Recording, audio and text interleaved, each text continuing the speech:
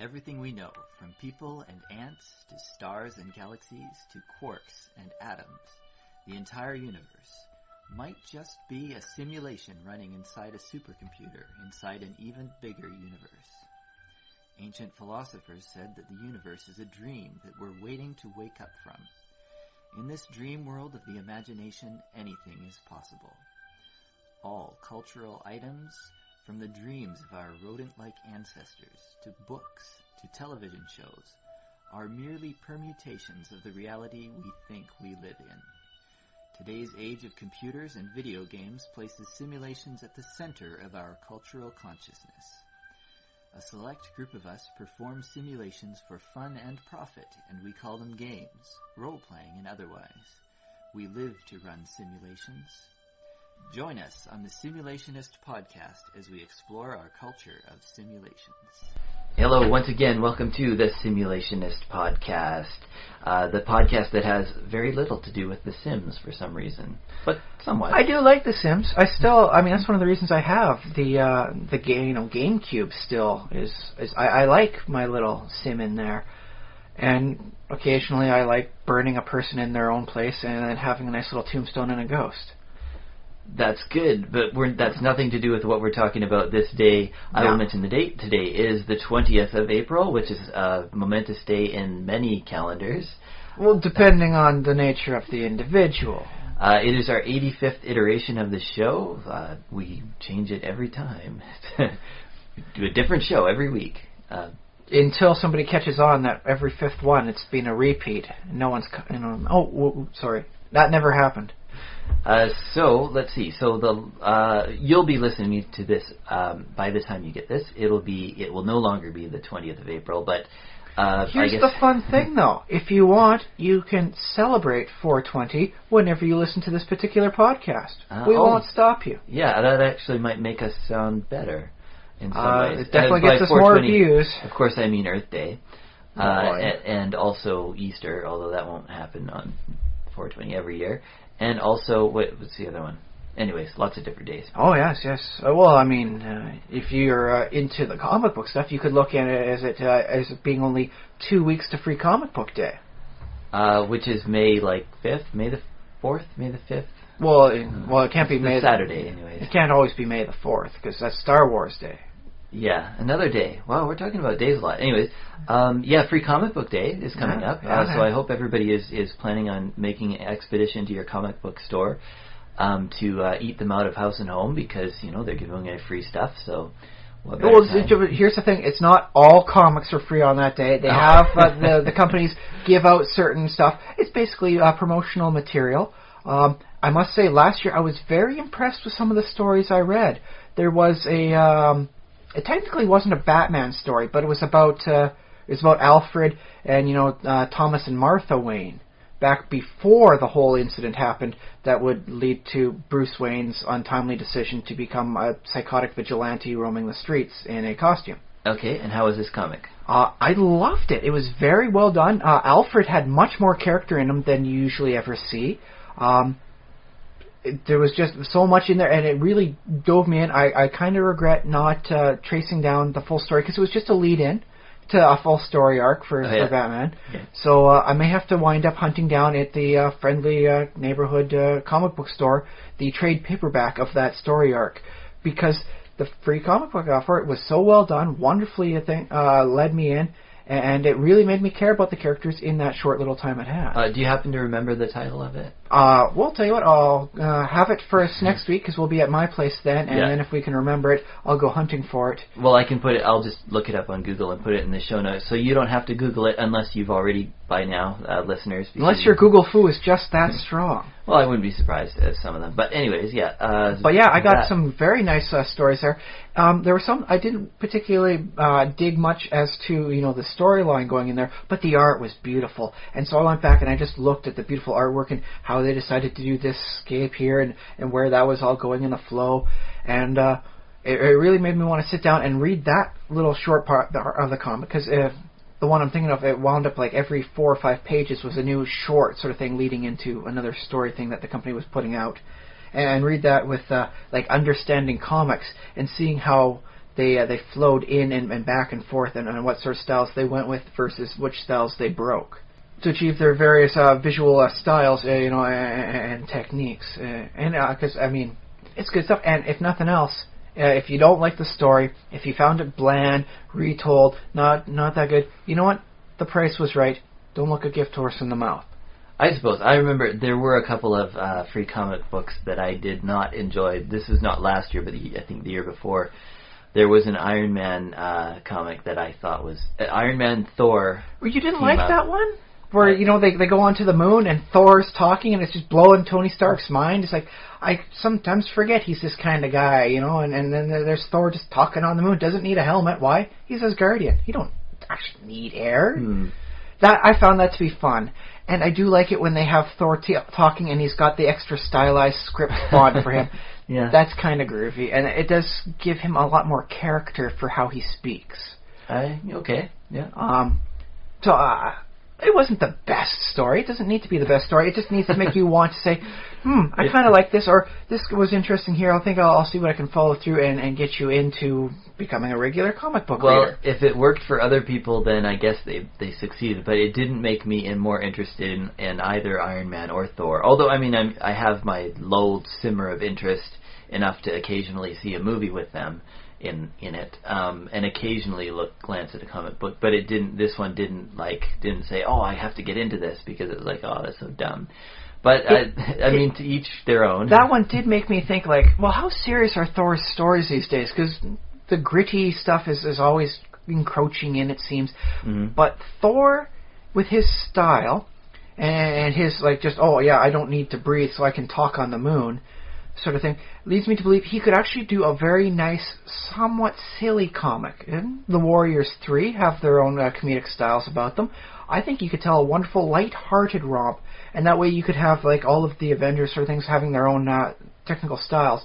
I know that's one thing that DC really tried to do during their new 52 reboot style, was Batman is superhero detective. Superman is, superhero sci-fi. Wonder Woman is superhero, and I think the term for it is best done as like a horror sort of thing with the monsters she winds up fighting. Oh, yeah. Yeah, I think we've talked about that, too. In previous, and so each one is not just because it used to be you could effectively tell the same story and just replace the hero with another one because they were all interchangeable. Sad to say, but it's true. Back in the day, the hero was a hero type, and there was nothing more to his or her personality than that. Yeah. Whereas now they're actually making the time to say, no, you want a Wonder Woman comic, this is what you should expect. This is how it will go. And so I like that. I do. Okay, yeah, that's one way to go. So yeah. With Thor, I would like to see them do a nice, lighthearted, epic sort of tale. You look at the real world stories of Thor.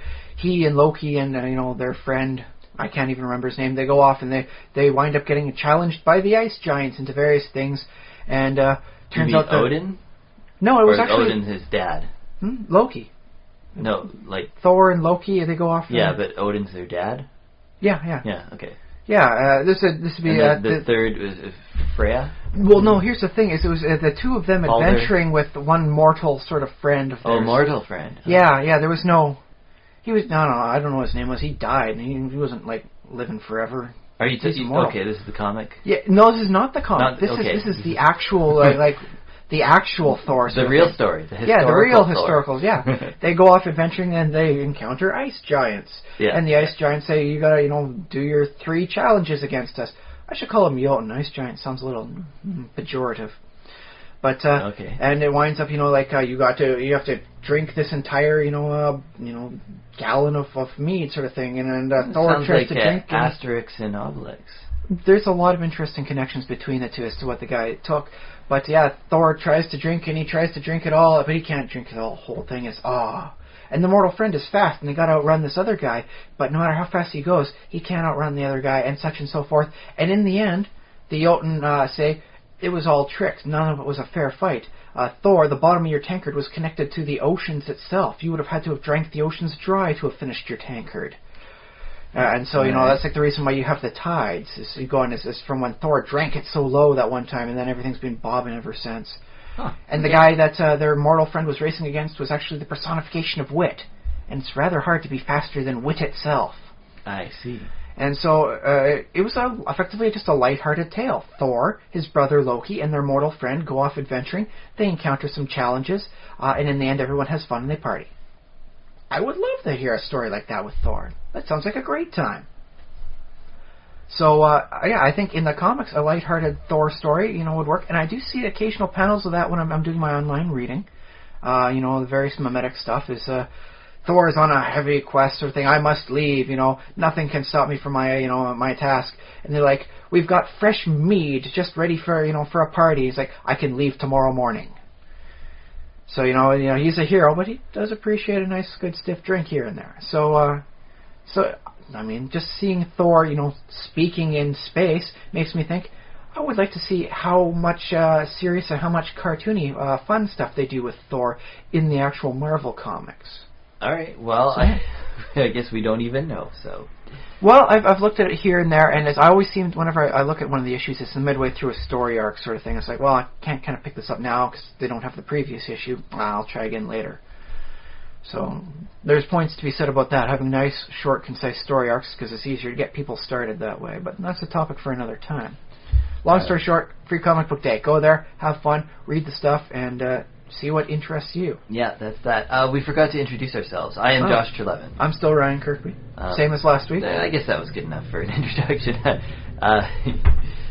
So we should move on to what have we been up to? Yes. Do you want to start this week, Josh? Well, I guess I don't have a lot to share. I've been playing Minecraft, and I died trying to gather XP. I have I don't do XP farming because I think that's like a little cheaty and where a machine kills the monsters for you.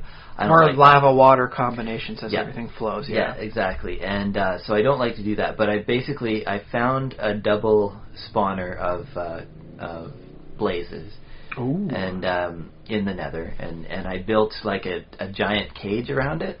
And I call it my blaze arena. And every time I need XP, I just go in there and hang around the spawners and just kill whatever spawns.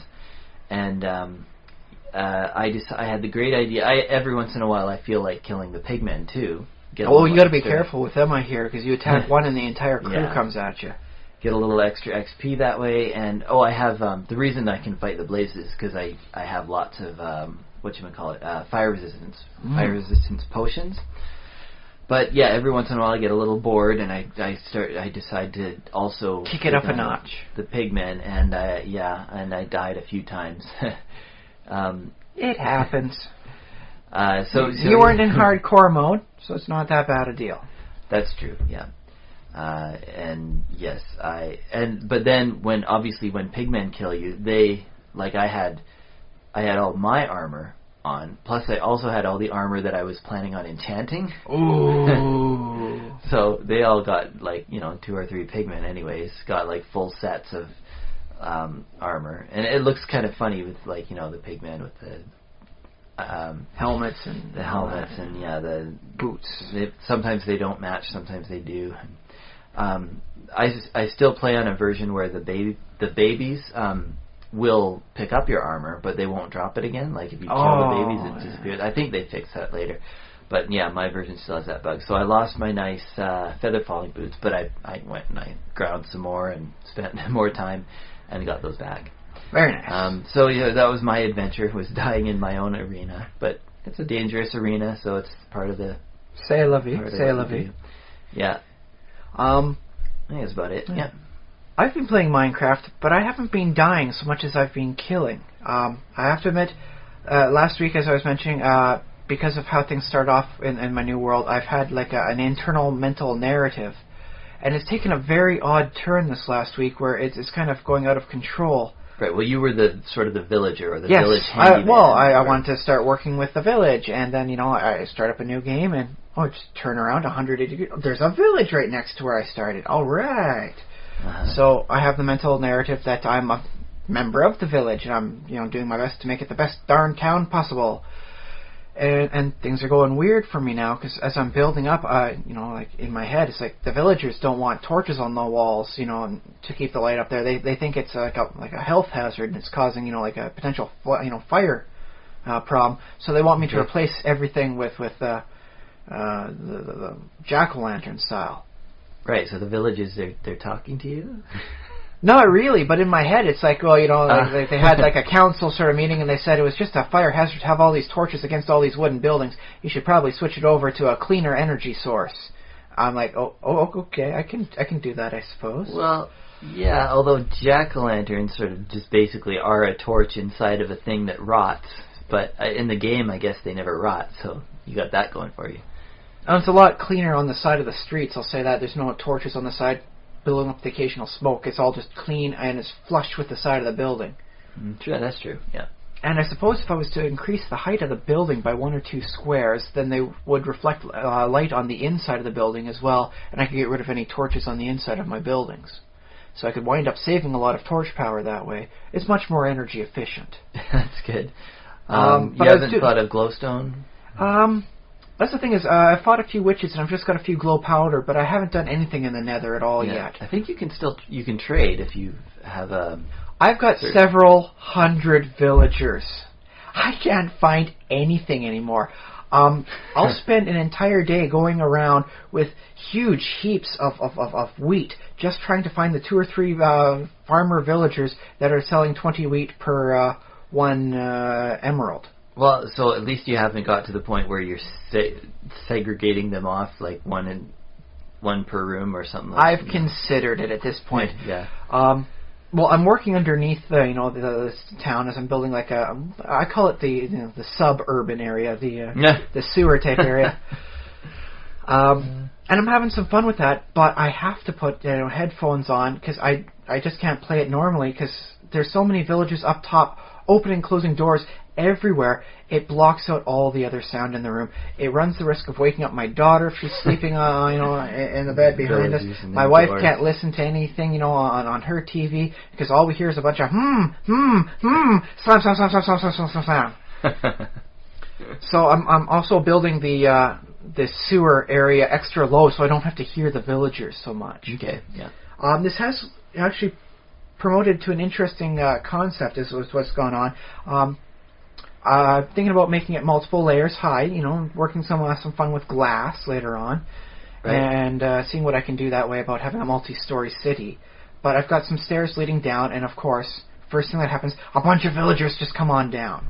At the end of the night, most of them go back, fortunately. So I'm stuck with just one little kid underneath there, so I was like, oh, if I block off the area except for one little, one square next to the stairs, the adults can't get through, and then the kid will wind up leaving. Okay. It works the other way as well. I wind up with 6 kids down in the basement. Oh. So I block the whole area off, and it's like, whatever, I'll deal with you guys later. And then they wind up going around through the other way and falling. I didn't know villagers would accidentally fall to a certain layer. They're actually hurting themselves when they fall down into the basement at this point. Not killing them, but they're falling enough to hurt. Yeah. And so now I wound up with like a dozen villagers down in my sewer type area. And it's like, these guys are annoying. They're getting in my way. I'm trying to make the place classy and make it look all nice. Geez, it'd be nice if it was a 1.8 version already so I could make everything underground. They're all like mossy, but c'est la vie. Can't do that quite yet. Whatever. Right. And so it's like, well, what am I going to do with these dozen villagers? I can't just hope to push them up. There's still villagers that can't find a room at night. So, I mean, if I open up the door, for them to get out, I'll get more villagers in here. So I block them off into a certain area pretty far down below, in the sewer type area. I get rid of the torches, and then I go up to my higher level, because I'm working at 7 vertical levels. I'm taking it out bit by bit to make this all work. Okay. And then I watch as a zombie or 2 spawns, and the zombies kill every one of the villagers as I watch from on high and just stare down in the pit. So you've developed an evil persona. Yes. I'm on the one hand, I'm the wonderful townsmith building the greatest town this horrible little land has ever known. Because let's face it, the village. But have you ever encountered a village that wasn't in some way weirdly flawed? Like every village I go to, it's just like there's a ravine in the way. There's the half submerged in water. There's things going wrong. all of them are weird. So, yeah, well, I've always enjoyed that about the game because it's always like, there's every time you encounter a village, there's something to do. There's something that needs fixing. So it's these villagers are trapped because they're, if they venture outside of their house, water. They can never get back in. But so yeah, I'm building the best city this horrible land has ever known. The monsters fear it because of the light and I think I'm up to 10 iron golems walking around. Yeah. I had them kill an Enderman for me. He was wandering around in the basement area, and I'm like, I don't want to have to not look at his face the entire time. I don't want to accidentally get into a fight because I looked up the wrong way. Yeah. So I get a bucket of water and I splash it down, and he pops out of the way, and then I hear ooh, ooh, ooh, ooh, and I go upstairs quickly to see what's going up on the surface, and there are 8 of the iron golems all right there, and they just crank him up into the air. He falls down, splat, Enderman dead. I get an Eye of Ender for nothing. Hey, that's nice. Yeah. Yeah, I mean, everyone talks about golem farming as a way to get iron. No one talks about golem farming as a way to get Eyes of Ender. Having the golems farm the mobs for you, eh? Well, I imagine that was mostly a fluke, so it would be difficult to actually set up a farm. They've done it a couple other times. I just happen to have Endermen always pop up around me, and this way all I need to do is force them up to the surface where a golem is, and hey, bam, bam, bam, goodbye, Ender. Yeah. Well, that gives me an idea, because I have a big project in the end where there's nothing but Endermans. Anyways. Enderfolk. There's nothing but those. So I wonder if I built some iron golems in the end, if they would just farm those guys for me. Can you push villagers into the end? Could you start your own little village in the end? Yeah, you could. And I plan on doing that too. But well, there you go. Then all you have to do is make sure you get enough of the villagers, and the golems will spawn themselves. You don't have to waste any iron. You watch as golem fights Enderman. Whoever wins, well, you collect the pieces of the loser. Congratulations. Yeah.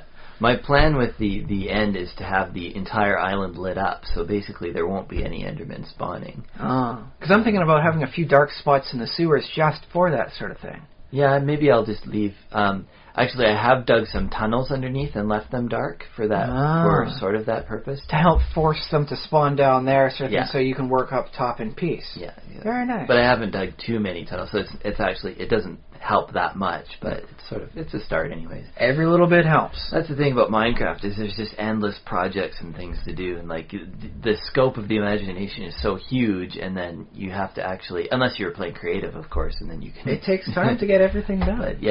But I suppose that's the fun of it, is playing in survival and building something really big that took a lot of work to do. So. Yeah.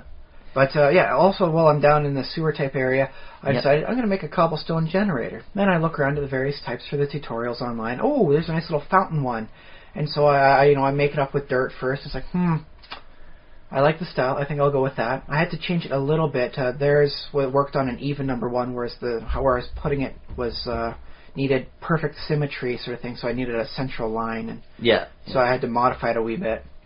And it's like, well, I have a lot of sand from some work I did outside of town. I'll make it into the carved sandstone. And so I make everything up, and then I look at it and I go, oh, this isn't a cobblestone generator. This is a dark idol hidden beneath the streets. So now if I have any villagers die, in my own mental narrative, it's not because they were annoying me. It's because I had to make a sacrifice where the light does not shine so that I can appease the cobblestone god. I like that. Cobblestone god. Yeah. Well, that's the thing is how it works is it's a nice little basin for water draining into a certain one spot, so all you have to do is stand there and it all comes to you. Yeah. And so it's got what looks to be like 2 large arms, which is where the water pours out and comes into contact with where the lava is coming out, and everything works beautifully. But it's a very interesting scenario where I'm developing this weird little cult persona, darkness. But you take me up on top of the town, and I'm a happy townsmith. The villagers were saying there's not enough proper cropland to support such a town of this size. So I spent just an entire night. Again, well, not just night, as in the game, but night. I sit down, my daughter's asleep. I got a few hours before I should probably head to bed, right. And I just spend the time making like a farmland outside. And I've got pumpkins. I need a lot of pumpkins to replace all those torches, so Yeah. I got the pumpkins going on there. I've got some melons I traded a villager for to get some seeds. I got a lot of wheat so I can get more emeralds.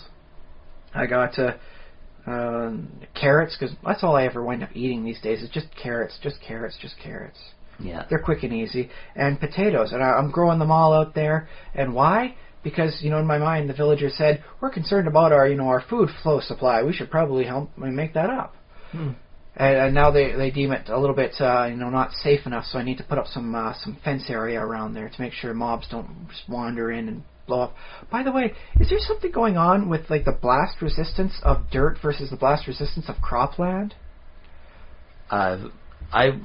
Yeah, not that I know of, but actually I think crops do absorb 1 block worth of explosion. So that might do it. Because I've had some circumstances where I'm looking around like, I think I'll work over here, and build it out over to there, and all of a sudden I hear, and it's like, oh, and creeper, and I don't get away in time for him to not blow up. So he blows up, and I look over, no cropland is hurt. Like the crops are blasted out, but no cropland is hurt, and a few of the cobblestone, walkways I have, that's all that's blown out. So as I'm looking at it, it's like, the cropland's completely unharmed, technically. It didn't even dry out from the heat of the explosion. Apparently, creeper explosions are very wet explosions, which I guess makes sense. But yeah, it's an interesting farming method, if you want to go that way. TNT farming. I like that thought. Well, people will go fishing and use dynamite, so why not, mass harvest your crops by just, pulling in a creeper? Well, yeah, a creeper is one thing, but you could almost have like a machine. Like if you put a cobblestone, like a rail over top of your farm, and then TNT every 2 or 3 blocks or so, the TNT could explode just 2 blocks above the crops or whatever, and they would take out the crops, and that'd be your harvest method. I don't think I've seen anyone do that, so... Well, hey, you want to make a tutorial sort of thing for crazy ways to harvest, there's your little thing. Yeah, I'll have to look up and see if anyone's done TNT farming. Or literally... bomb farming method, yeah. Wheat farming with TNT. There's your ticket to fame and notoriety. Yeah, there's one way to do it. Efficient, no. Fun, yes. And that's what the game's all about. But yeah, so it's weird, I got a Jekyll and Hyde thing going on in the game this week, Light of day, I'm a great person. Down in the sewers, I'm a horrible, vicious slave monger. Okay, yeah, no, I see it. I see it as a duality. On the other hand, I will say that, like, from the evil overlord list, it's like, here's all the things you need to do, but at the end of the day, you're still evil. You're still the bad guy. It doesn't matter what kind of, like, how nice you are to your employees. You're still ultimately, like, I don't think it mitigates it or anything.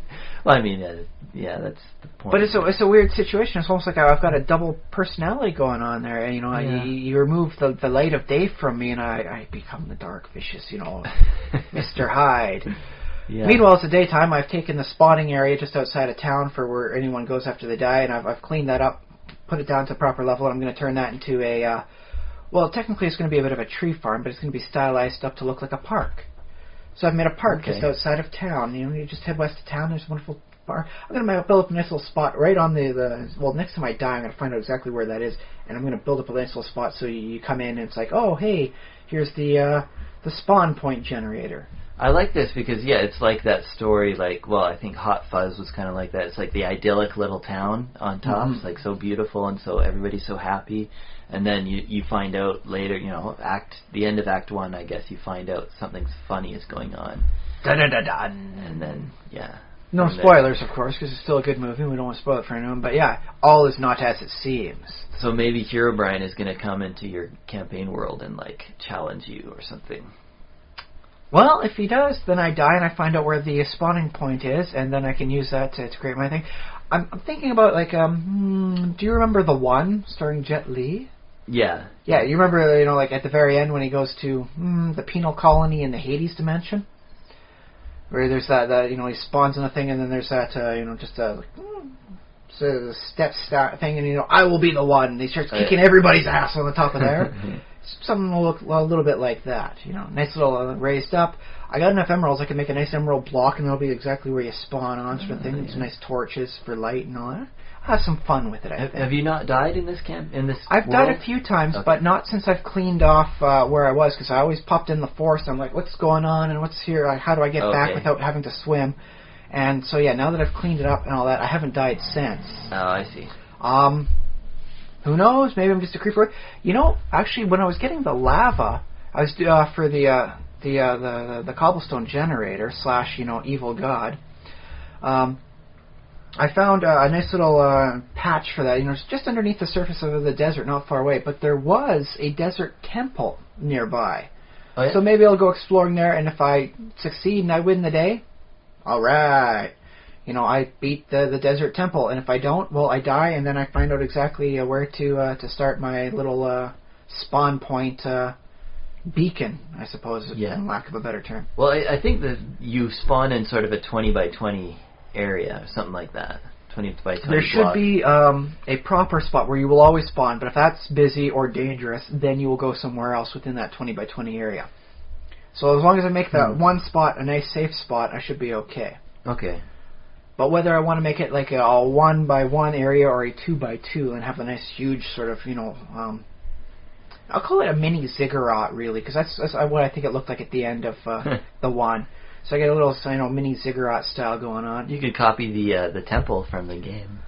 I could, but I kind of like doing my own thing. Okay, yeah. If I'm going to copy, I'm going to have fun with it. Like, if I make a portal to the nether, I'm going to have it in a separate little location far away from the city, and I'm going to have it put up on a pedestal, and I'm going to have the whole thing effectively look like it's a rip-off of the Stargate series. Oh, yeah, yeah. So it'll wind up looking like that, and I'll have fun there. Cool. So, yeah, that's my week. Weird revelations as my character... Is it descent into madness? Like, what's going on there? I don't know how to classify it. I don't know how to classify you either.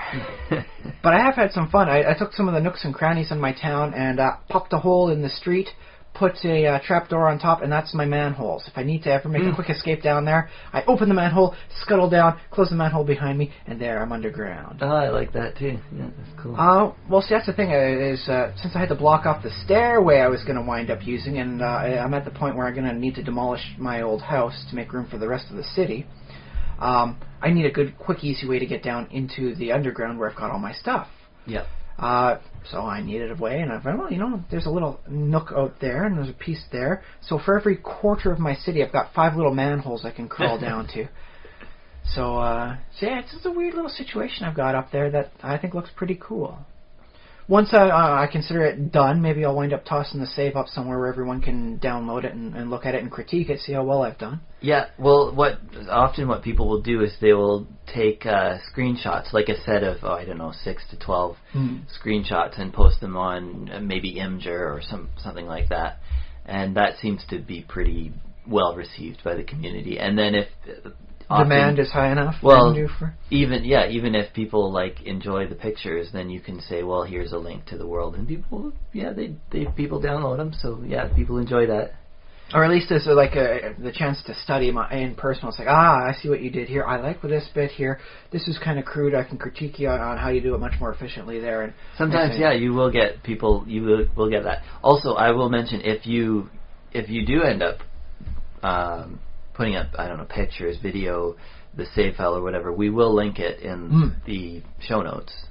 Well, just because I'm thinking as with Dwarf Fortress, they'll have people say, rate my fortress, and they'll put up, because there's a server sort of thing that is just for Dwarf Fortress saves and various mods and all that sort of thing. It's just that popular amongst the community to have that out and about. Well, they're also fairly small. Minecraft saves can get pretty big. The entire Minecraft, all the Minecrafts I've downloaded, all the versions, all I can fit on the little zip drive I can carry around with me. Oh, that's good. Because my Minecraft world, my main world, is almost a gigabyte. Yeah, those are a little bit bigger, so... But yeah, so people will download it and they'll say, I like what you did here. This was a little bit space inefficient. This is not actually going to work as a trap to lure invaders. You want to tie a kitten to a rope at the end of it or something. lures and all that sort of thing. All right. But by and large, I'm quite happy. I found a second hole in the bottom of the lake next to my place. Oh, that seems to connect up to the downstairs area. I've got doors there, but every once in a while there'll be a zombie at it, and I'll open up and there'll be a zombie to kill. And hey, a little experience. But the zombies always seem to have something with them. Like I open up the door, let the zombies in, and what did they come bring me? Ink sacs. So it's like, whoa, that's a little weird. A little present. One zombie comes in, he's got like some arrows for me. Another zombie comes in, he's got the dead flesh of one of his kin. Yeah. So it's weird. Every once in a while, I'll open up the door. The zombies are coming over. They got a housewarming present, and it's all nice. Yeah. Well, you get Shovel Zombie too. I mean, he shows up quite a bit. No, actually, I haven't seen a single Shovel Zombie. Okay, I get those a lot. Well, that's the thing is it used to be that I only needed to walk around town with like a wooden sword, but I've upgraded because I'm doing some work outside of town, and right now I'm in all magical armor. I've just killed enough zombies that, it's like, end of day, end of the night, I pop up, from my manhole, go out to work, and, there's a zombie, hit. Oh, hey, helmet of fire protection, too. I can do that. Yeah, that's good. I like that, too, because it makes the game progress faster, I like it. That said, I do have a critique about the villagers. I think when you get as many villagers as I have, the whole trading one villager for all that stuff gets really hard because every villager that's we'll say a cleric or priest in this case looks like every other priest one. I'm not looking for like the priest with the pompadour hair or the bald priest. It has to be the priest that sells this. So I'm hoping sometime in the future they have like a proper trader, and then the more people in the village you have, the better trades or the more trades you get. Oh, that'd be neat. Yeah, like a merchant villager. That'd be kind of good. Because right now it's very much just by profession. I don't think very many people have focused on as large or as populated a village as I currently have. They focus on aesthetic styles, so they actually have buildings that are something other than a bunch of doors under a roof. Yeah. So, Yeah, well, I definitely do a lot of work in villages, but not that much trading. I do a whole bunch for emeralds, like all one thing, and then I ran out of. Or they opened up a trade that for gold, so gold was a little bit harder for me to get than paper. I kind of wish you could work it back and forth, because I wouldn't mind trading some emeralds for some gold. But right now I'm doing a lot of trading for wheat and paper to get emeralds, and I'm thinking, now I've got that horrible dark altar under there, maybe I should adorn it with, like some nice gemstone blocks in the corners and all that. Find out what I can do about, like maybe going to the nether and getting some flame to have going up there and make it look really evil. Have fun with it, in general, sort of thing. But yeah, that's been my week of horrible self-realizations and murdering the people I'm trying to help out. Or maybe not murdering, just not saving. I don't know what qualifies as then. But that's my weird, twisted week. Very good. Well, we also have a main topic this week. We wanted to talk, have a conversation about wishes, and I suppose in the context of D&D, a wish is a spell. It's the most powerful spell in the game.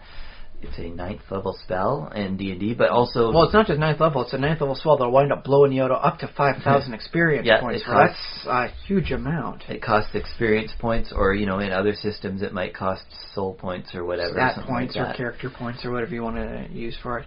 But the thing is, the other day I was thinking, what kind of drink to have? And I look at the various drinks from the fountain, and I'm looking, it's like... kind of wish they had ginger ale here, because I could go for some ginger ale. And then it occurs to me, little voice in the back of your head, careful about that, buddy. If you had a genie with you, you'd have lost a wish.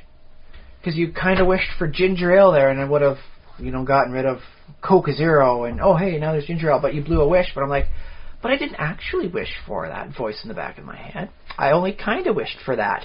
Is there any way I could have my regular wish split down into 5 to 10 kind of wishes? For, the lesser things like changing one flavor of pop to another? Yeah, makes sense. Because that was kind of like an over-abuse of power. It would be like trying to cook a hot dog with the electricity coming out from, the Hoover Dam or something. That's a lot more than you need. So, like, can you break that down? But yeah, well, you remember Homer Simpson's wish was for a turkey sandwich. It was a little dry, if I recall. That was horrible. Break your soul here and that. But yeah, then the little notion in the back of my head goes, but doesn't that defeat the purpose of wishes? By having them like numerically, just they're saying, one wish is equivalent to 20 kind of wishes.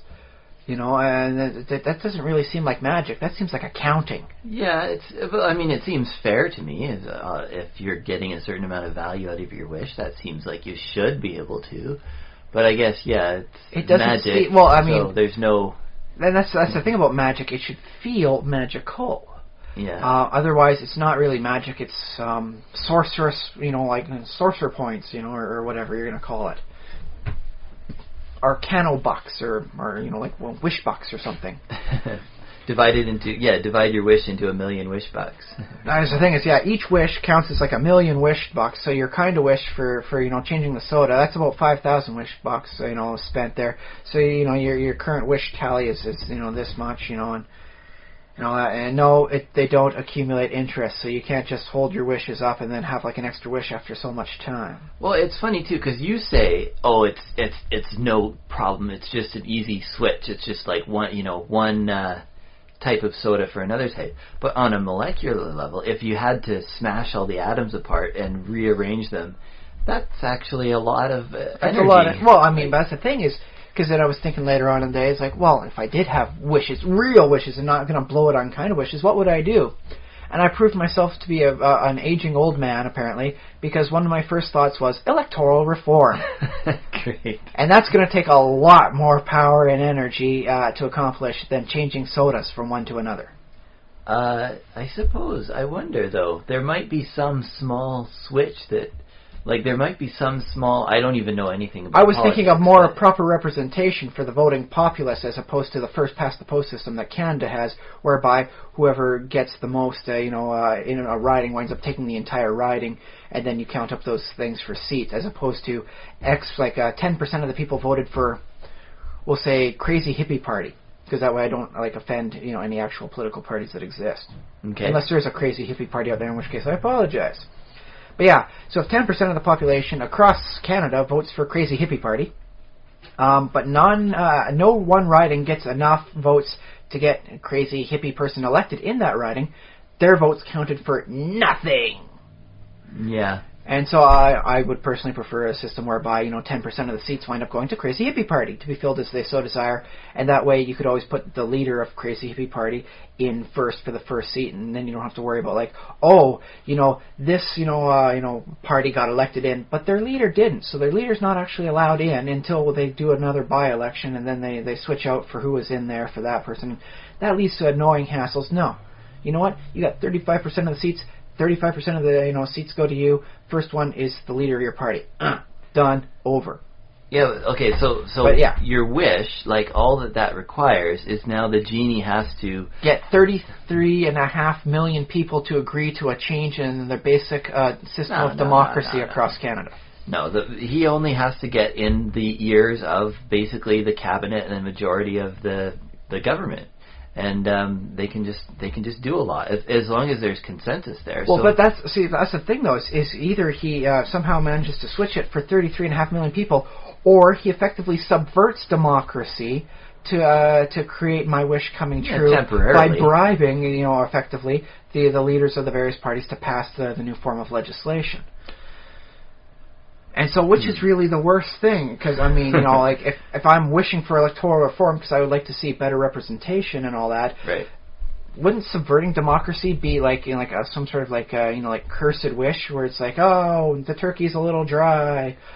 It's I somehow technically abused democracy in order to create a better democracy. Is it true democracy now, or is it just a falsehood? Well, it's only false if there's the possibility of another genie coming along and doing something similar. If you knew that this was the last genie on Earth and the last wish that could be made. We'll go with beyond Earth sort of thing. Okay. There's not a lot of genies on Earth right now, apparently. There's something we're seen as fictional, so yeah. But if this was the last wish that was ever to be made, then you could wish for some. I wish for more genies as a race, honestly. I'm not so self-centered. I could probably try and work to get electoral reform happening normally, but if there's only one genie left, I kind of wish for greater fecundity and some sort of miscibility with other people, always breed true to genie sort of thing to help, establish a breeding population. I like population. the thought that you encounter a genie in your third wish. I wish that you were pregnant. I wish that, it doesn't, if it's a male genie, I don't want to wish the poor guy to be pregnant. That's going to lead to some very nasty complications. So your second wish has to be, I wish that you were a female genie. No, because that winds up getting creepy and weird, and genies have probably encountered a lot of creepy wishes in their time, so. Why haven't we been thinking of I Dream of Jeannie? That's weird. Okay, well, that was a thing that happened on TV. Barbara Eden was wonderful. She played a great role, and honestly, she wore outfits that probably couldn't have gotten onto the airwaves at that time any other way. She showed belly. I mean, you weren't allowed to do that back then. She got away with it, so points for you, Barbara Eden. Yeah, sorry, off topic. Well, no, we're talking about genies and wishes, so that's all right. But in which case, because the biologist in my history would say, in which case, miscibility with genies and humans always leading to a 100% chance of a full-blood genie effectively on the whole thing, or at the very least a 50-50 odds sort of thing. So, in which case, a male genie would be better off to make the wish instead of wishing him to be female and pregnant. That blows 2 wishes. The miscibility thing just means he has to find a lady he agrees with and have a couple kids, and then the numbers work out so that more genies in the long run. Okay. Of course, for a proper stable breeding population with him, he'd have to have several wives on that, but that's kind of okay because they come from a culture where multiple females, married to one male is actually allowed. And that makes it fine. Well, it doesn't subvert their own religious beliefs to some degree, and I'm okay. That's what I'm really big about. And my beliefs, whatever, as long as it doesn't offend them. Okay, freedom of all religion and all that. All right, that's fair enough. So yeah, that's one of the other things. But which is worse, sort of thing then for use of power. Creating the new kind of, or switching out one pop for another. Technically, you don't have to replace the pop. You just have to switch the pop in that part for, like, Coca, switch the Coke Zero for a ginger ale from some other, fast food place. Imagine the genie's method for, like, granting the wish is just he calls up your boss or somebody. He's like, yeah, Ryan wants a different kind of pop. And he's like, okay, well, I guess we can do that. And he calls up the maintenance guy and just switches them manually. Drains the hose out, cleans the line up there, sort of thing. There you go. But here's the wish thing. granted. Here's the fun thing. If you look at some of the old stories about genies, that's how they did a lot of their stuff. They utilized their natural state of invisibility. Like, oh no, the man is able to make things levitate with the power of his mind. No. Invisible genie buddy is lifting that stuff up. And that's how they did the magical tricks. It was basically a dime store, like trickery, where he's just lifting something up while he's invisible. He's making things fly.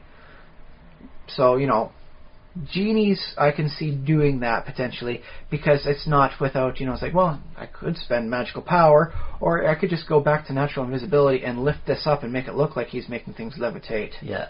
Well, I kind of have the feeling that sort of in the early versions of the tale, it's not really intended to be like wish the way we understand wish. It's more like 3 favors. It's more like I can do 3. I happen to be a little bit magical, so if it's within my power, I will grant you 3 favors that I can do. 3 Of course, mind wishes. you, some genies were weird. So there was that one tale about the one genie who was like in prison for 3,000 years. For the first 1,000 years, he vowed if someone was to let him loose, he would grant them 3 wishes.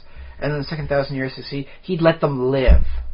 And the third 1,000 years he's in there, he's like, I'm going to kill everybody, but the person who lets me out gets to choose how they die. That's as good as I'm getting. I am so angry about this. Yeah.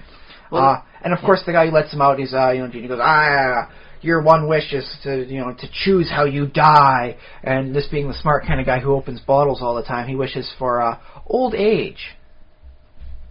So the genie has to spend the rest of his life saving the guy from all sorts of stuff until he dies of old age. In which case the genie's so fed up with all these human beings with their stupid smart alecky answers, he just leaves. Doesn't bother killing anyone, just leaves. And okay. Well, good thing we had that guy. Yeah, I'm quite happy for that nameless smart individual. Yeah, because I would have been like, the sharks? No, laser sharks. If you're gonna go with a bang, no, guys, old age. It's, forget your guardian angel, man. You've got your angry guardian genie protecting you for the next 50 years. Ha ha ha. No, I guess I would have said like teddy bears or Stay Puft Marshmallows. Oh, Stay Puft Marshmallows, huh? I don't know, man. He was able to crush a church in a single step, man. He was pretty nasty. Also, I'm fairly certain at least a few people suffered burns when he exploded at the top and everything came, like the burning marshmallow goo came raining down on the crowds below. Have you ever touched molten marshmallow? That stuff hurts. I have. I've had molten marshmallow on my face. It burns, doesn't it? Yes. So why were the Ghostbusters, doing so bad at the start of Ghostbusters 2? They didn't want to mention it. There's a lot of third-degree marshmallow burns they wound up being culpable for. Sorry, guys. That's how it goes. Right. So genies, like, sort of in earlier tales, I suppose, and still, like, in the D&D, they're like spirits. They're more like, this is... And they don't necessarily... Like, not all genies have the, cosmic power to grant wishes, like the genie. But in D&D, all proper Djinn have the ability to turn water into alcohol. And that's always kind of fun. That's true. D&D gives you, like, the genie that you would find, the powerful version. Like, I like to think, sort of in the background, that there are lesser spirits. Well, they're thanks to 7 species, yes. You can't have, like, one hit die Djinn. Yeah, but they're also sometimes referred to, I think somebody statted them up sometimes, like Gen, or just... Oh, yeah, those aren't technically, like, younger versions or lesser ones. They're a mixture of, like, all the basic elemental types that make up genies, so lesser power, and they're just, they're a little bit more approachable. I think if you wanted to learn stuff about genies, you'd be much better off going to a Jan than, say, bugging an Ifrit with questions. No, but these are Gen, and they're servants that are summoned. They're more like elementals, almost. They're summoned by the... I should have looked this up before the podcast, but the wizards of the Al-Qadim setting... Oh, yes. Oh, wow, that takes me back. I had completely forgotten about them. Wow. That's a blast from the past. Yeah, well, they really did do a lot of good stuff with the genie and genie type folk that I kind of wish they had followed through with into 3rd and 4th and hopefully 5th edition. My fingers crossed they go back and they check the Al-Qadim setting and they find, this thing is just rife with flavor. We gotta pillage it for all we can. Because like how do you have a society in which, like, the city of Brass or whatever, in which, like, every citizen, although I guess the city of Brass, the majority population is slaves, right? It's humans, and I think it's about a 5-to-1 ratio, but it's still a lot of people with wish granting capabilities. Yeah. I think after the 2nd edition, though, they made it so that only certain people could get the wishes from the Ifrit. Otherwise, the Ifrit would just be wishing off each other back and forth. We'll call it the Beholder Conundrum. Because a Beholder can, once per round, disintegrate a 10 by 10 by 10 block of Earth. Yeah. Why don't they just annihilate the entire planet? 10 by 10 by 10 block at a time. Yeah, you'd think at least one Beholder would get that into its head. Or just have some sort of weird artsy Beholder just decide, okay, this is a spherical planet I'm on, because they actually did have, like, different styles back in 2nd edition. I mean, you could have, like, a square planet or whatever, or a flat land, but a lot of them were actually spherical, and you just say to himself, I am going to carve this entire planet into the likeness of myself.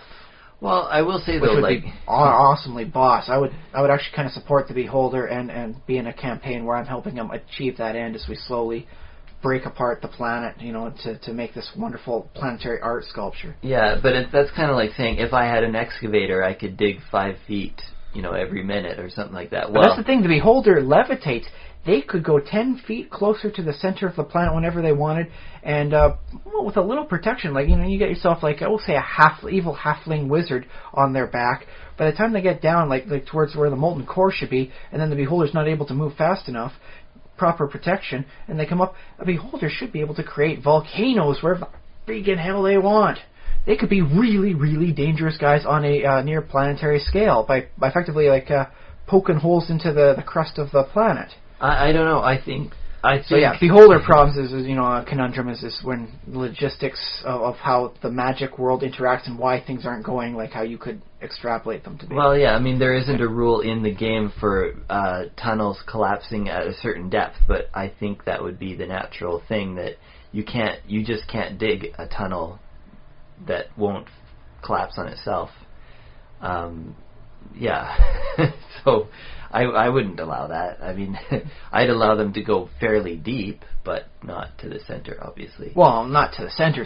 I mean, there's a whole liquid thing. All they need to do is make it down like a kilometer or two, and then pop into the juicy molten part of the planet, and up everything comes. Yeah. No. Well, I wouldn't. I mean, I'd have to check. I'm not a physicist or a geologist or whatever, the person that would know. I'm going to put a pin in this here, by the way, quickly.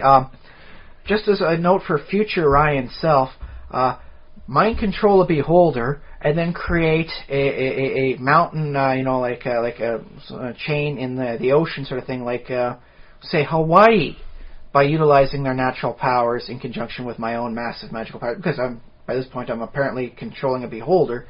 I should have power myself to, and just pop up a mountain chain, for islands, and have some fun with that with my own self-created island chain, thanks to my enthralled beholder. So, I don't think it would work, because it would be like trying to push a pin through. I'm trying to think of a material that has enough like rubber, like thick rubber, so that even if you push the pin through, you might not necessarily be able to get a stream of water out there, because it would sort of... Let's just call it jelly. Like self-sealing tires might be like that, I think. Ballistics jellies to some degree? Maybe maybe something like that. Yeah. It closes off again. So, yeah, I don't think you'd be able to create a volcano, because you need you need a thinner spot on the crust. But I don't even, I can't even begin to get into how that works, because I have no idea. In that case, all the better to do it in a campaign next time you're running it. Of course, if I'm running a campaign, I can always just say, it doesn't work. I don't know why. I don't know where your wizard is, but you're not in control of them anymore. And as far as anyone knows, they went out. The last they heard of him was he was muttering something about going to the center of the earth. And actually, I suppose it'd be a lot easier, instead of enthralling a beholder, just to create something that does once per round, or like a disintegrate spell. So there we go. Okay, forget the beholder thing. I'm making this a little easier for myself, at least. Yeah. Okay. But bam, own island chain. I got it going. But I can imagine, if beholders lived in a land, they would probably have some fairly elaborate, tunnels, and it'd be great dungeon material. And that's the thing. That's what they always mention, is they make good use of vertical passages, because that. So you can try raiding the beholder hive city, but good luck unless you can fly yourself. All they do is just go up the vertical tunnels, and they just pick at you from down there. Because you're gonna climb up there. Do you know how slow that is to put the pitons in as you're climbing up properly? You ain't making it alive, buddy. Yeah, and the other thing too is windows are very easy to break, and yet people don't constantly smash out their windows to walk out the front door, right? So.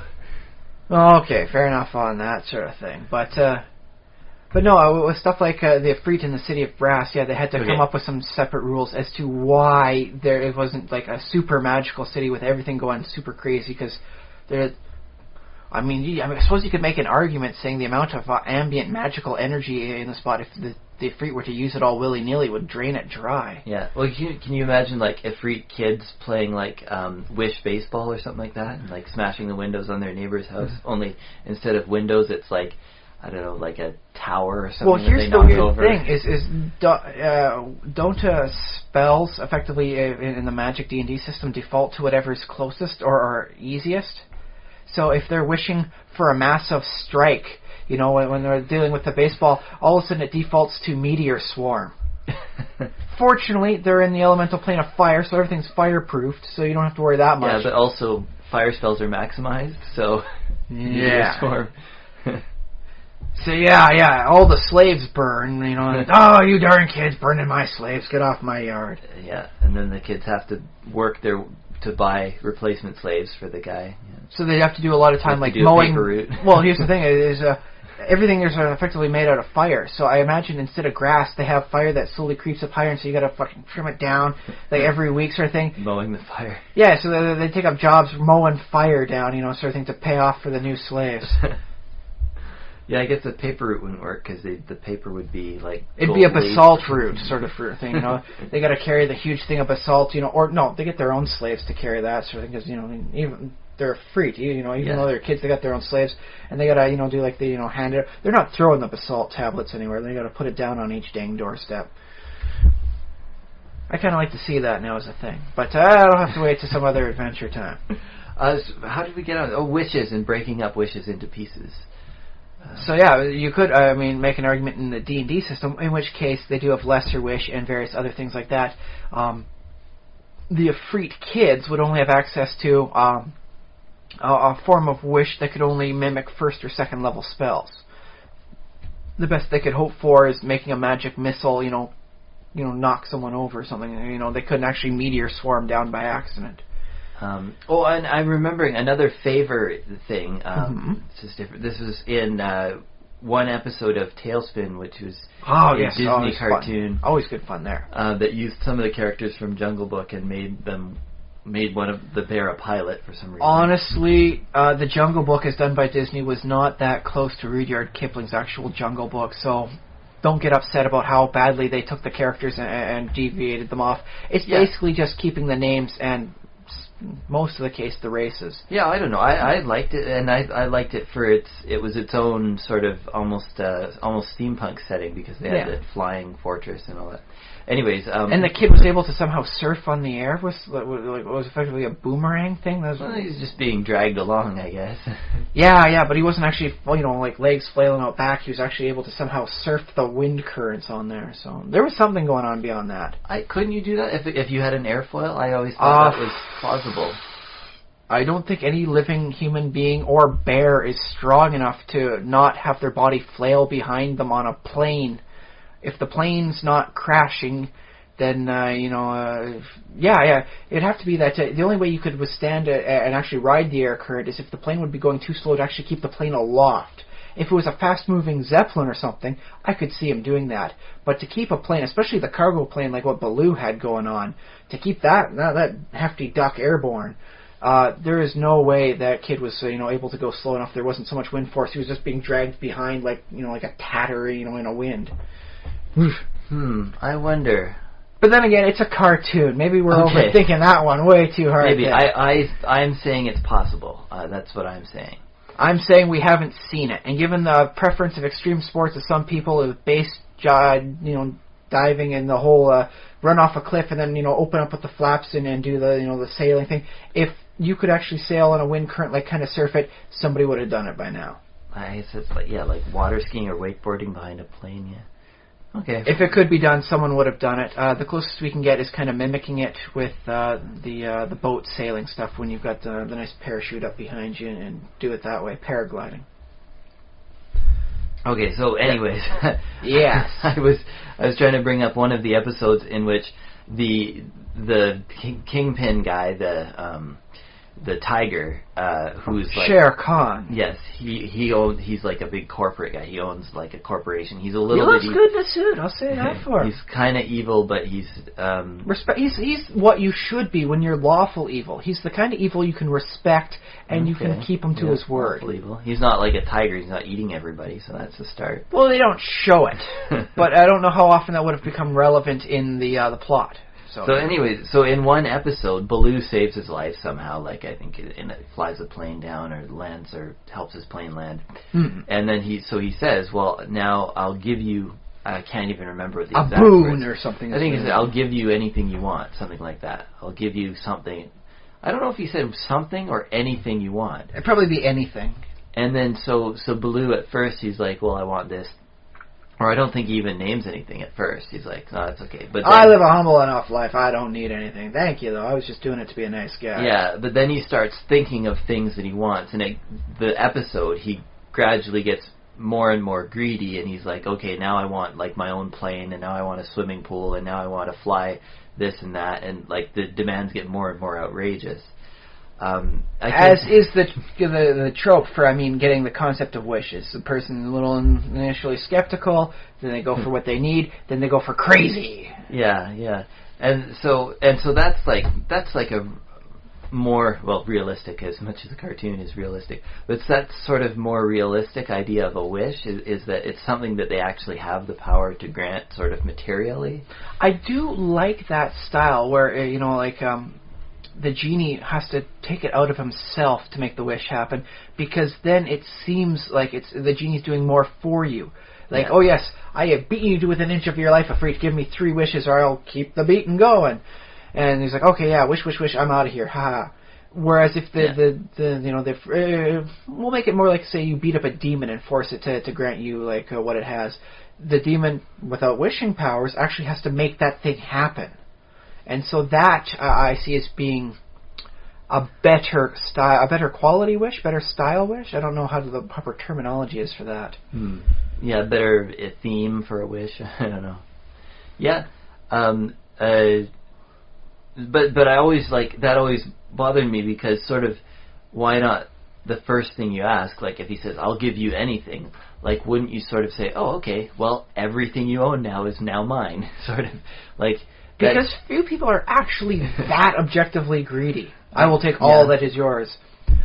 Plus, as the saying goes, a person who has wealth is worth 10 times the amount of wealth they have, because they're able to generate that wealth that they had. I guess, yeah. So if you were to take all their wealth, you'd blow it all and you would not be able to keep it. Because if you could generate that wealth and maintain that wealth, you'd probably be doing that. And so, the person is worth more than the possessions. Which is an interesting little life lesson, I suppose.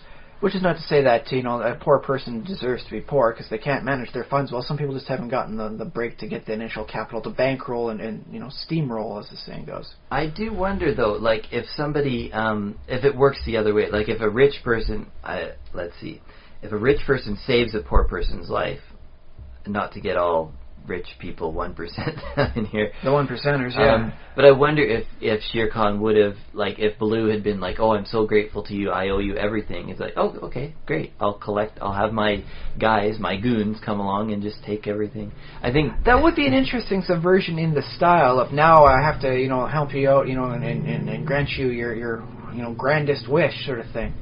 Because that is, the rich person helping the poor person, oh, that's very nice of you, but the poor person, trying to, prove themselves good, well, that's something else entirely, and I kind of dig that for his style. Anyway, yeah, that's sort of another, sort of morality tale, I guess. Although I think we have seen instances of that where it winds up being someone, they're like the constant bodyguard of the rich person. They're always there to help out whenever need be, because, well, they can't just give the rich guy money. He's got more than they could possibly generate. So them being there, being the manpower, and the quality manpower of like, I will do this because I owe you. You saved my life.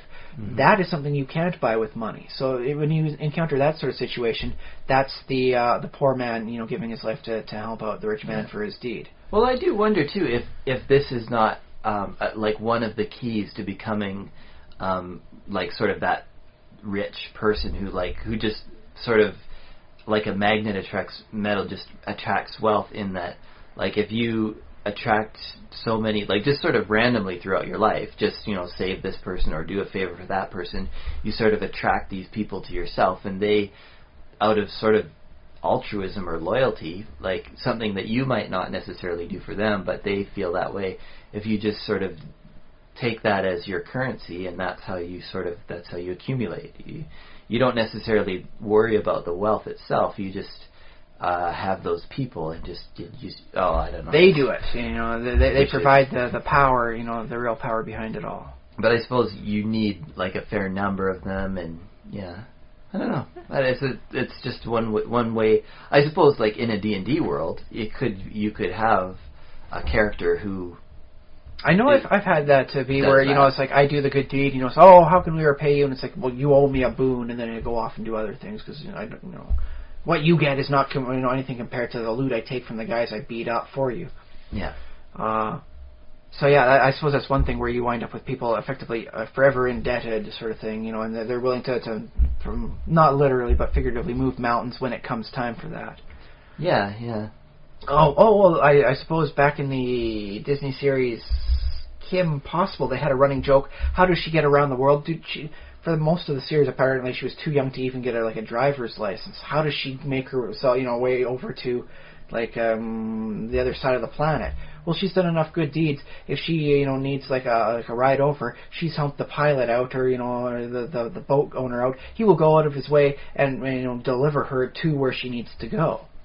And that's the same sort of thing. It's effectively the wish that is granted by virtue of their own manpower. I like that too, because in a story game, you could sort of, either the DM or if the players have a bit of storytelling power in the particular game, and you're trying to explain how the character obtained something or something. That's one thing that you can go back on. You can say, well, I did a favor for so and so back many years in the ago, day, yeah. and I call it up, and so. That is the sort of thing I do like, is when the players are in like their old hometown, and then I just say to them, okay, you want to get this done? Who do you know, and how does he help you out? And we'll just say it gets done that way. And they always seem a little surprised, but very happy about the situation. It's like, oh yeah, I grew up with him, sort of thing. I saved him from so many swatchings from his parents by lying on his behalf. He will gladly do this for me now, and that's how I get my masterwork sword made, or whatever. So I don't know how much that has to do with sort of the spell in itself, like a certain quantity of magical power that's sort of that's not random, that's universal, or that can apply to almost any situation. So the fundamental of magical power that can be turned into anything.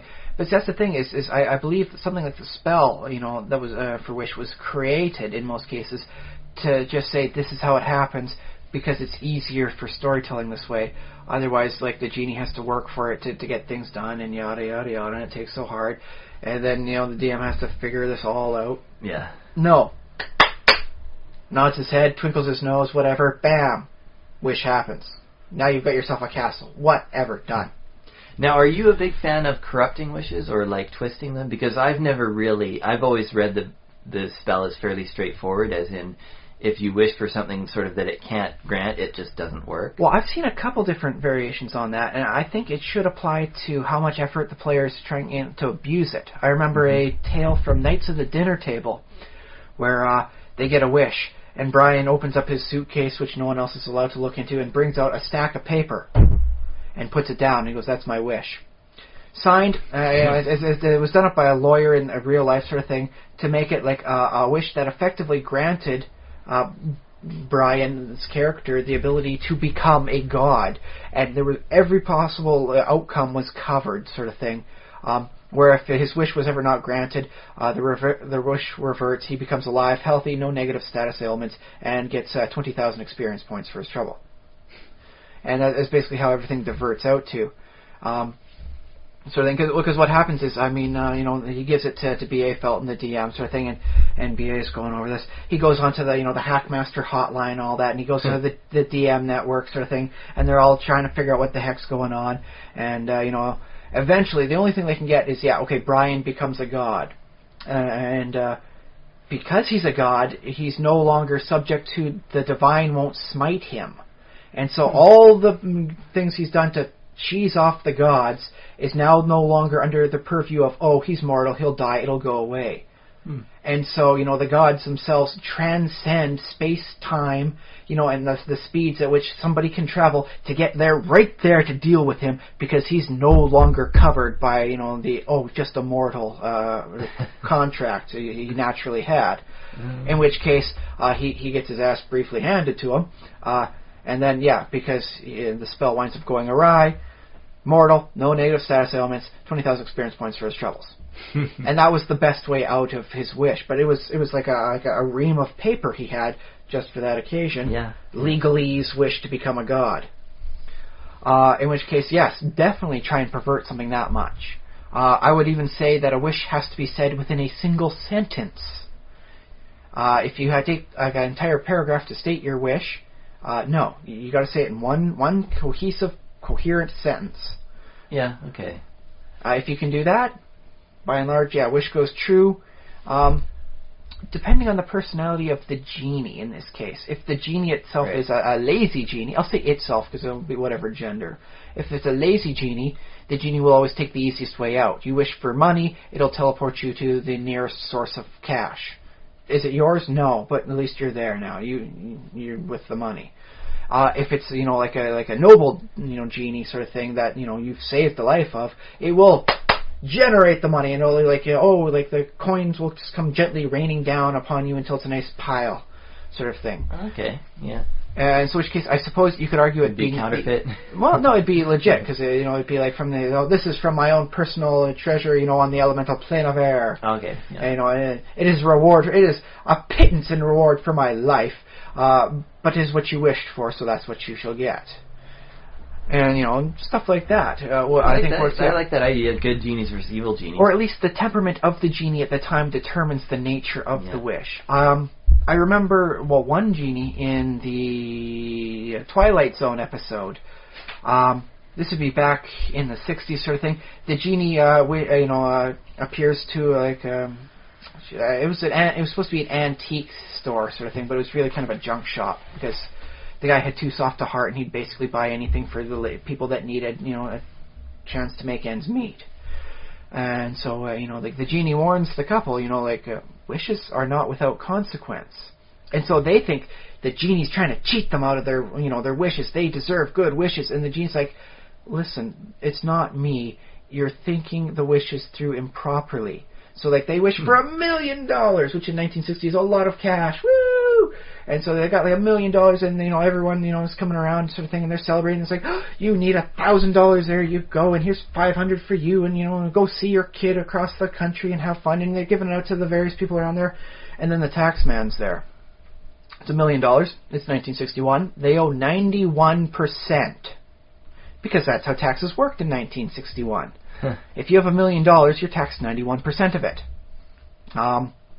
So yeah, next time a conservative says they wish for the good old days for, the rich being rich and that, remind them about a 91% tax bracket and see how much they like that good old day. Yeah. But, so yeah, in the end, the couple winds up down $3,000. They owe $3,000 more dollars after the taxes get calculated because they gave it out to their friends and well-wishers, I suppose. Right. Because they don't give the money back. I don't know how good of a friend they can be then. And it's like, it turns out the government wanted the money, sort of thing. So now I'm $300,000 in the hole. And that's nice. I'm going away with my part of the money you gave me. So I don't know how good of a friend these people are. But they think the genie's trying to cheat them. It's like, no, you just didn't properly think through the consequences of your wish. And so to be like, that was the one that everyone winds up doing a bit of a parody for. The guy wishes to be the leader of a country, a powerful country, with a good, strong, industrialized country, nothing like a backwater thing. And what happens to him? Adolf Hitler, at the end of World War II, becomes the leader of a powerful, industrialized country. Because it was the closest available one going back in time. That meets all the criteria, sort of thing. And so, yeah. We're spoiling the episode, by the way, but the episode's a half-century old, and it's being parodied an awful lot. Right. Do you remember that there was an X-Files when they found a genie? Did you watch that? Yes. I'm still uncertain as to how to qualify that genie as whether or not it was just badly thought out wishes, or the genie was a bit of a, I won't use the word, but it's a B. It begins with the letter B. And she wasn't a witch, but it was close. But, that was an interesting genie there. I'll say that. And didn't Mulder, wish for world peace and she made everyone disappear or something? The only way you can have peace is if you have no conflict of ideology. The only way you can have no conflict of ideology is by having only one person. Which, does make sense. I do believe the nature of a utopia is self-limiting by the fact that the more people you have, the less possible it is to have something that's ideal for all persons involved. Yeah. Although, if you define world peace as, no major conflicts, I think you might be able to accomplish that. And I'm sort of hopeful, sort of in the real world, that, we'll achieve a world in which there is no war, major war. I think Mulder would have been better off by increasing the general level of human apathy by about 10%. Increasing apathy, okay. That way, you don't technically have peace, but nobody is so involved enough to actually want to go to war. It's like, whatever, I'm busy doing this. Wow. You do your own dang thing. I'm over here. I think that would be horrible. Care. I would not wish for apathy. I would wish for the opposite, less apathy. But less apathy increases the amount at which a person is willing to go in and deal with something. Yeah. And the more they're willing to go in and deal with something, the more chances you're going to get involved into a war. Maybe in the short term, but I think you'd have more involved populations, more democracy if people. Well, if we go back to Hitler sort of thing, it's would the Holocaust have happened if you just didn't care? It's like, I consider you to be an abomination. I don't really like you. But you know, I don't want to start up a camp. Whatever. Just don't do it in front of me. Whatever. Yeah, but what about? I mean, I hate to. This is a weird argument to have. Okay. We'll have it. But what about all the Jews and the people like the non-extreme, the non-Nazis in Germany who were basically apathetic, and they said, well, sure, the Nazis are gaining power, but I don't need to do anything about it because how bad could it really be? Well, whereas if there was a little less apathy in the world, they might have stood up a little. Okay, so sooner. how about we just spread the apathy a little bit more evenly across the human population, whereby the average person is a little less apathetic. Maybe get better voter turnout rates that way. That's what I'm saying. And the extremists are more apathetic because they're the ones who are usually less apathetic, and that's why they're going out and doing stupid extremist things. So yeah, you spread the apathy a little bit more evenly across the human palette of existence, and that way the extremist says, we'll say down in America, it's like, I don't support, gay marriage. But it really doesn't have anything to do with me. Just don't go all kissy in front of me, and I'll be okay. Whatever. Okay. They're a little bit more apathetic, whereas the average person actually shows up to vote. Well, I suppose. I mean, if you could parse your wish out that way, say, I wish for the general level of human apathy to be a bit more evenly distributed amongst the moderates and the extremists. But I will say, I mean, I like people who are passionate. I think that's important. That's an important part of human. Yeah, that's how you can't achieve greatness without passion, sort of thing. So I suppose you'd get a little less innovation. On the other hand, a little less innovation for less wars and atrocities. I'm willing to take the hit, personally. I don't suppose I could actually do that, like speak on behalf of the human race, but I'm willing to take the hit, and it's like, we're going to have to wait another couple of years before we see a truly innovative Apple product come out. But in the meantime, no cultural genocides.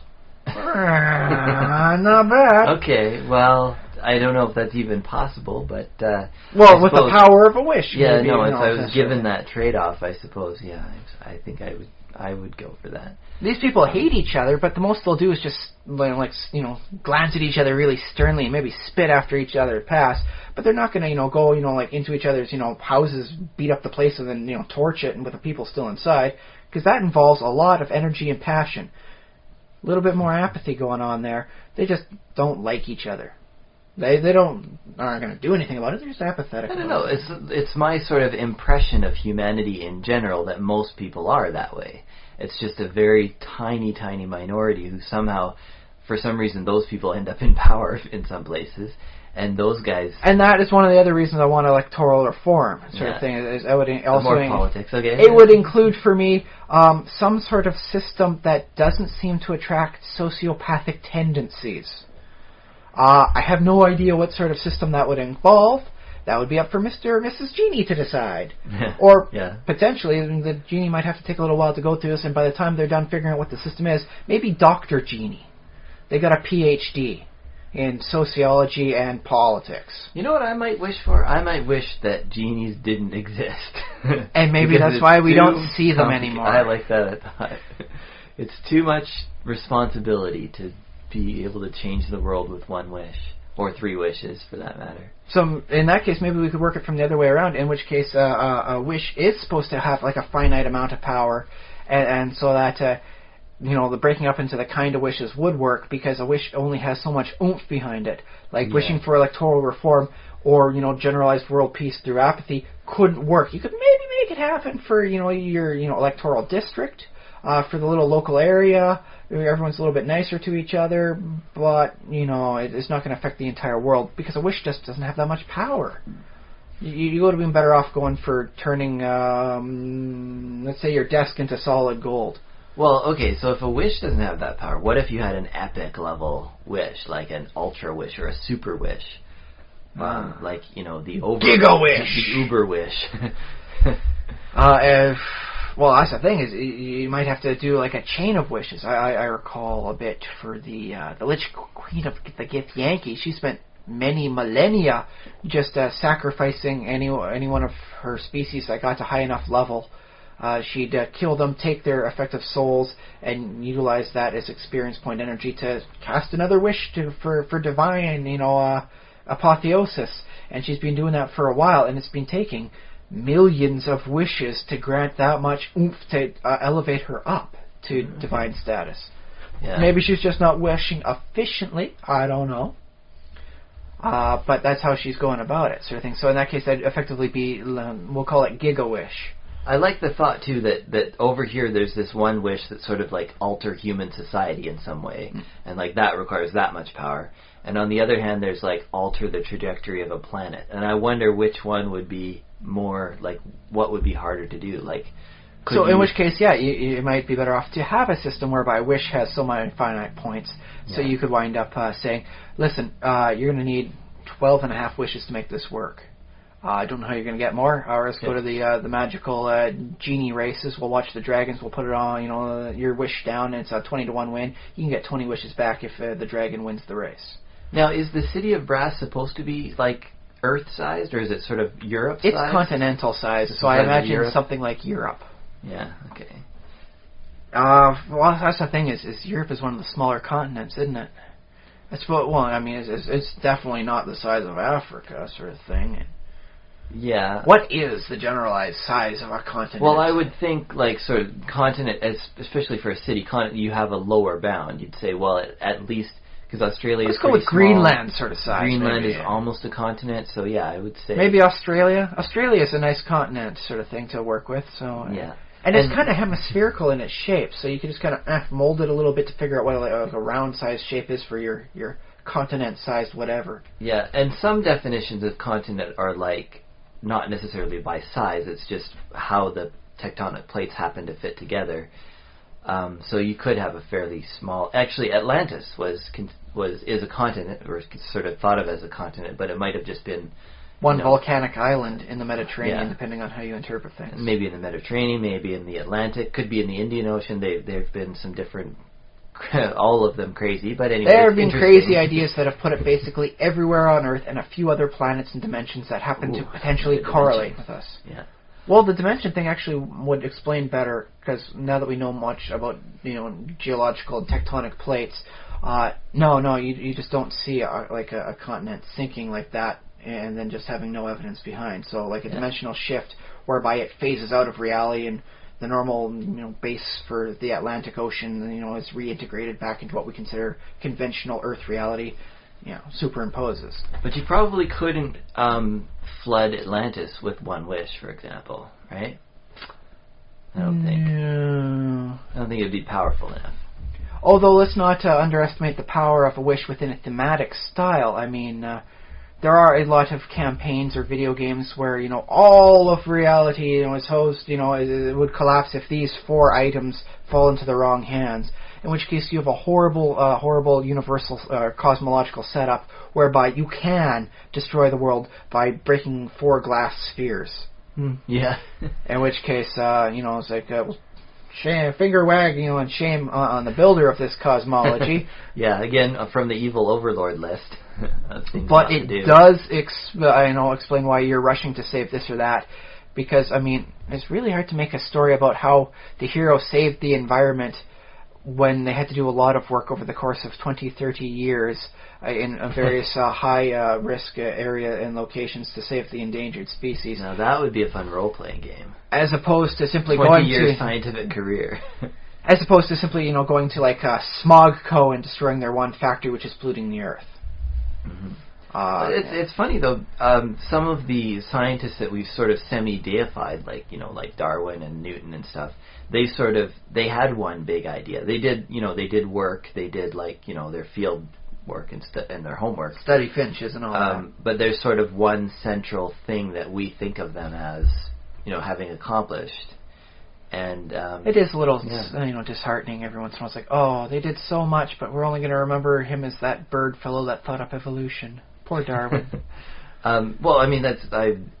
He gets so elevated because, and reasonably, I'm not complaining about that, but it's also... I still think everyone should have been doing Darwin-Mendel as a combination. Darwin came up with the concept of how it works. Mendel came up with the mechanism for it. So I think he should have at least as much, thumbs up as anyone else going there. Yeah, well, it's hard to rank, when you say, which is the greatest scientist ever. Which is best, the guy who comes up with the idea or the guy who comes up with, the mechanism, the guy who came up with a great app or the guy who actually coded the darn thing? Who's better? I suppose is a nice way of looking at it, because, the mechanics of evolution is very technical and you kind of have to study it, and that's what you spend a lot of time doing. Right, well, we've been talking about wishes for, not the whole 90 minutes because we had other stuff We had to about talk 60 about, minutes worth, 30-minute intro. So I think we got to wrap things up so that we can get on to... I think no matter which way you do it, magic as being magical or magic as being a discrete component, I think there's very good storytelling in both ways. But if you're going to involve wishes in a game, in a story, you're going to have to decide at the very beginning how it's going to operate to maintain a distinctive style. Yeah. You could have a fun thing where I mentioned, the races sort of thing, where, maybe a wish has finite amount of points, and these points can be used, in part for your kind of wishes, or in whole, you can combine up 2 wishes for a double wish sort of thing. In which case, you could have a situation whereby, you do have magical races where magical beings are betting, we'll call them wish bucks back and forth sort of thing. So you could have a wonderful story about the genie utilizing some of the magical powers in ante for, magic poker. We'll call it, the City of Brass Hold'em instead of Texas Hold'em or something. Or you could have, magic carpet races, the same way you got, the pod races in the second, act of episode 1, the Phantom Menace. Yeah. You see, if you want to tell the story and have it go those weird little areas and see the background of what things are like for these magical beings where, they have the same kind of foibles and habits as us, that works out, points for if you want to tell that. But that doesn't have magic as being wondrous and magical the same way a kid envisions Santa Claus going around the world. How does Santa go around the world? Parents still don't figure that one out. No one's really properly explained it in such a way that it makes sense. Why? Magic. Santa's a magical guy. He does that sort of stuff, and it just doesn't affect the kids' sense of what's up with Santa Claus. And in that case, if you want to go with magic being magical, you are much better off at just saying, no, there's no point rule, there's no magic box. A wish is just something grand and glorious and almost like cheating reality itself. Yeah. And it does what reality won't let you do. We've been talking about genies a lot, as an almost directly they're a nice default wishes. Genie for wish sort of thing, being a thing. You could have anyone, any magical being granting this sort of thing if you so desire. Yeah, well, it almost feels like it's necessary when you add a wish, in a game setting, in a role-playing game or whatever, that it sort of requires its own little guardian spirit. Every wish sort of has to be interpreted by some cosmic intelligence. It does set up for better storytelling purposes that way, and the concept of the universe trying to answer something the universe wouldn't normally grant you seems like, no. It'd be like, I wish for this, and the universe says, no, that breaks the law of thermodynamics. You cannot do that. Well, so and they're like, what good is a wish? And it's like, I don't know. Why are you even bothering to wish? Welcome to a deterministic reality. Prestidigitation breaks the laws of physics, too, but... Just sleight of hand, and there are some interesting things you could argue about spontaneous transmutation of atomic molecules to make things happen. Whereby on a macro scale, the odds of such a thing happening, like turning a coffee mug into, we'll say rubies, something nice and very weird and all that. Cool. Could it happen? Very unlikely, but in an infinite-sized universe, given a proper length of time, it could happen. Eventually it will, because of just random chance. Well, it's like saying the motion of air molecules in a room is about average as this, but there could be a time when they all bounce in the right way and all of a sudden you get knocked by a big force of air sort of thing. How did that happen? What hit you? Nothing. It was just random chance. In which case the wish could be that becoming less statistically unlikely. Yeah, well, good chaos magic that way, I suppose. Well, and I suppose that also the improbability drive. Oh yes, from it's another version of a wish, which I guess we don't have time now to talk about that because that's another whole realm of. Well, there's an interesting way of telling a story, sort of thing. Instead of the improbability drive as like a technological thing, where it just affects the the laws of statistical probability to make this happen and so forth. What happens is you have like wish engines that are generating the power to get between the stars or whatever it is in the cosmological world you've got. Maybe not unlike the Spelljammer sort of thing, but then I suppose you could move the standard genie away from an Arabian sort of style and move them into more of like a sailor sort of thing going on. So you get your like pseudo-nautical genies. Yeah, well, the Muslims had some pretty powerful navies back in their heyday. Well, that is true there. So I suppose you could combine the two of the styles up together and you have your nautical genie stuff going on that way. I can dig that. So yeah, I think that's a lot of interesting ways to go. But yeah, long story short, you're going to have to decide from the start how it's going to go. Otherwise, you're going to wind up snagging yourself in a lot of, we'll call it magical fallout. The beholder conundrum, as it winds up being. Yeah, the city full of wishers. Well-wishers or wish-granters, whichever. All right. Well, okay, that's been let's see. If you want to email us, if you have more thoughts, more ways that you can abuse a wish, you can email the Simulationist at gmail.com. If you know of a good story involving wishes, tell us. I do know we didn't mention the the toothpaste genie, which was a wonderful kids story about a wish granting genie and all that. But that's only because for me it's been way too long since I read it, and I couldn't properly quote it right if given the opportunity. In fact, we may just come back to the topic of genies at some point because it seems there's plenty more. Well, I'd like to give a chance to maybe retool them a bit because I think there's a lot that can be done with them. Honestly, a lot of fun stuff that you could wind up doing and various topics they could wind up including. But but we'll put a pin in that for another day. Pin in that one, unless we want to go for another 90 minutes now. But do 2 podcasts back to back? That's madness. No, I think hopefully, though, the listeners, if you're listening in the future, you have more podcasts that you have lined up that you can listen to from us. Or also, we have lots of podcasting friends at rpgpodcast.com, so check them all out. But just be careful, because the next podcast will not be happening on 420. Therefore, you're not supposed to be celebrating 420 while listening to our next podcast. You'll have to listen to us again here, what we just said for the last 90 minutes. Yeah, come back on in 2015, April 20th. And even then, it's only a 1 in 7 chance just on basic math, but I don't think so. Okay. Actually, no, it wind up being a 1 in 14 chance because there's 14 different potential calendar year styles. So, well, yeah. We'll talk about that as statistical odds some other time. A pin in that one as well. Pin in that one as well. Also, follow me on Twitter. Not just follow, obviously. If you interact, mingle, have fun. Tweet at me. I've been causing trouble with various people on Twitter, calling them, telling them how their podcast sucks, and so. You starting fights? You starting cyber fights, Josh? No, I didn't say anybody sucks. I did. Not yet. You're thinking it though. I can see. Actually no. Frankly, about podcasts, there's still room for more podcasts. It's crazy. So I encourage every niche must be filled. Yeah, if you are thinking about a podcast, I think you should do it. I think everyone should have a podcast, and I think there's lots of good stuff out there to be listened to. So. So don't just listen to ours is what I'm saying. Don't just listen.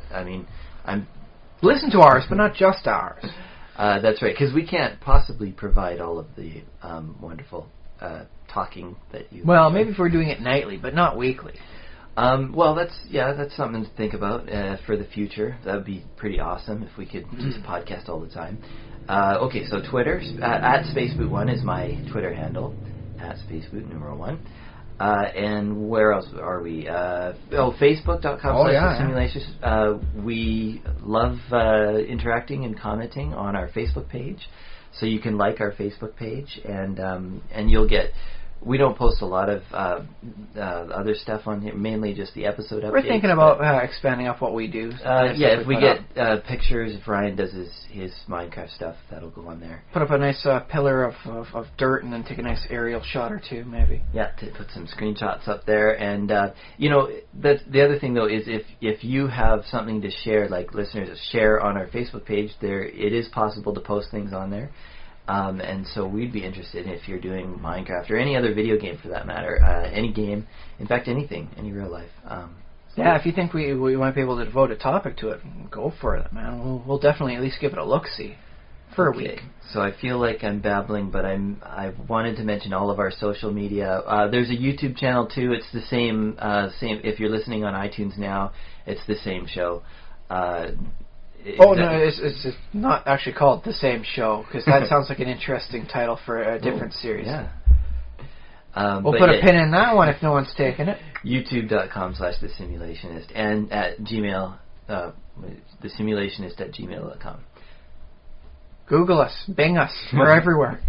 You can look us up. And okay, yes. Also, tell your friends. If you really enjoy us, if you think we're cool, then your friends will probably enjoy our podcast too. So. Or they'll mock you, in which case they're not really your friends. And then you learn an important life lesson. And then you can refer to earlier in this podcast for what Ryan thinks you ought to do. I'm gonna seal him into a ravine with some zombies and just let nature. Just watch as see how long it takes them to be eaten by their former villager friends. Okay. And then shoot them all with arrows, because zombies. So with that, we wish you a good week. Kinda wish, at least. Kinda wish. I don't want to spend all my wish points here. And we'll see you again. Well, you will hear us again, that is to say. And we wish to hear from you. Definitely. All of that. We wish for that. That's my that's a definite wish. That's not a kind of wish. We definitely wish to hear from you. The end. They lived happily ever... No, they lived... Anyways, no. One way or another, they lived. Send money.